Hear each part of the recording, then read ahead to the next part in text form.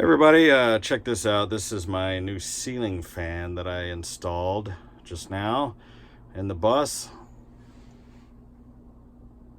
Not really an instructional video of sorts, but you know, the way my particular rig is set up, you can see how there's these panels that run through the center, and they cover up the venting. My air conditioner is actually right above my head, and then it kind of vents through and out these vents here. I don't have it on right now, but you know, I've been trying to find a solution for a fan to blow down onto the bed area here, and I found this. It's called a Mini 20, and I'll put the specs of this thing in the video, but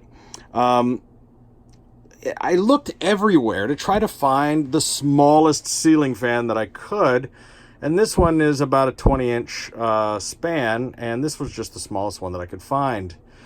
It's made by this company. What is this called? A Monte Carlo, it says on there, and it's called the Mini 20, and it's reversible too. You can have it go, and it comes in different colors. Comes in kind of a silver finish. I got this white because I thought that would blend in the most.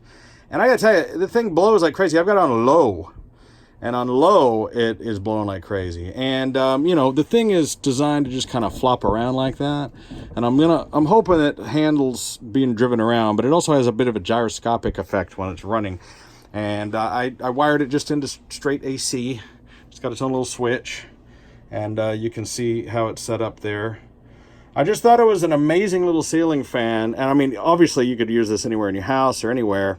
But for the purpose of an RV, and this runs on 110 volts, you know, it runs on regular AC electricity, which I always have going on in the bus anyway. You know, I always have, it's either plugged in or it's running on the generator. I'm never running on just battery power.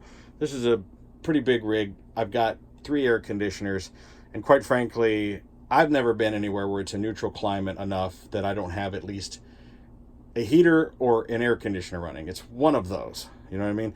So I'm not really worried about that. Plus I have inverters and everything running. So this thing only pulls like maybe 40 watts or something. I just wanted to share this thing. You know, it's not anything that spectacular, but I was having a hard time finding a air conditioner, or you know, a fan for the RV. And I was like, hey, I'm looking for an RV fan. Nobody had any answers for me, so I wanted to make this video and share it with you. My fans of RVs and buses, and this is in my Prevost bus. This is a 1990 Angola, and by the way, for the installation, I didn't just use screws. By the way, I drilled holes and I ran 1/4 bolts up through there with big giant 2-inch fender washers on the top. So there's no way that thing's going to fall through the wood and get itself loose.